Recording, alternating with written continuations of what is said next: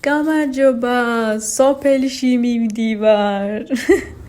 მარშრუტკასთან მივედი და დიდი ჩანდები, თურმე მარშრუტკებმა ადგილი შეცვალეს. იყვნენ შენობის უკან. აქ ვწუწუნებ, მე მივედი დავჭიქი მარშრუტკაში. აი, საქართველოს ყველა კუთხელამაზია. ცა საოცრება, მაგრამ კახეთის ცა სულ სხვანაირია, გრუბლებიც კი სულ სხვანაირი, სულ ლამაზი გვაქვს. ეს არის კაბლის მდინარე, ჩვენი სოფლის მდინარე. მოვედი, დედა რაღაც ჯადოს აკეთებდა.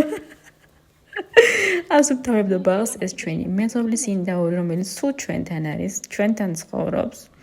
დედას სამყურა. ეს დიდი კომდათესა ხელით.